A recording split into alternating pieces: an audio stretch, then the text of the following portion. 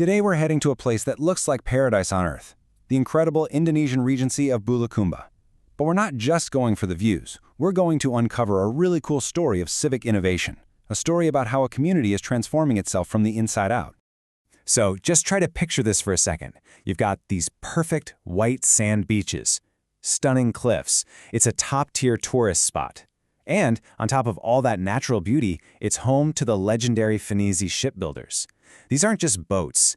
They are masterpieces of craftsmanship, so special that UNESCO calls them a World Heritage Treasure. It is, no exaggeration, a paradise. But, even paradise can have its problems. And simmering just beneath that beautiful surface was a pretty serious issue that was really holding the whole region back. Okay, let's get into it. The area was pulling in tons of tourists, which is great, right? But the local government just wasn't getting enough of that revenue back in taxes. It created this massive bottleneck, basically starving all these essential projects, like roads and public services, of the money they desperately needed to actually help the community. So what was the real snag? Well, it was the tax system itself. The old way, called official assessment, was basically the government taking a guess at what a business was earning and then sending them a bill.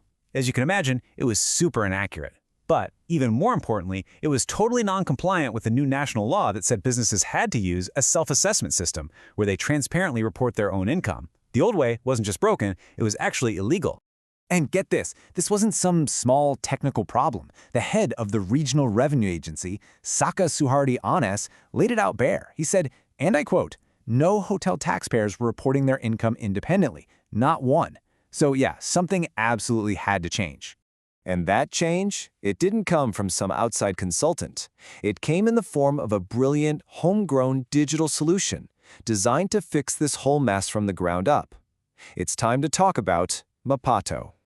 So Mapato, it stands for Management Pajak Terintegrated Automatic. It's a bit of a mouthful, I know, but what it really means is an automatic integrated tax management system.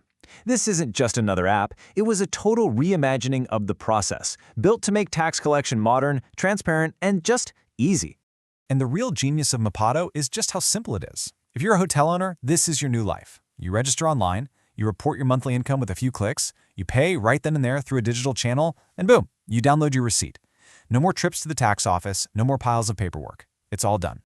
This quote from Mapato's innovator, Andi Nur Hidayat, just says it all. The goal wasn't just to collect money more effectively. It was about empowering people, about teaching them how to handle their civic duties on their own, making them totally independent.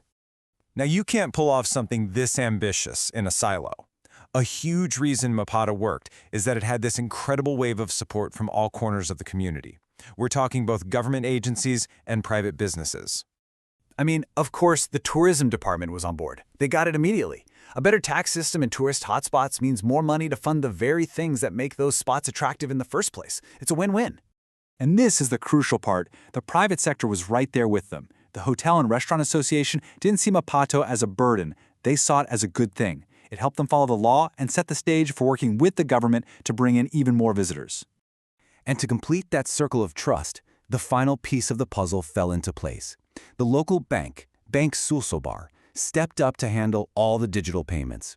This public-private partnership was really the secret sauce that made the whole thing tick. So you have the tech, you have the community buy-in, but what does it all add up to? Let's talk about the real-world impact this is having on people's lives. Because here's the bottom line. Mapato isn't really about collecting money.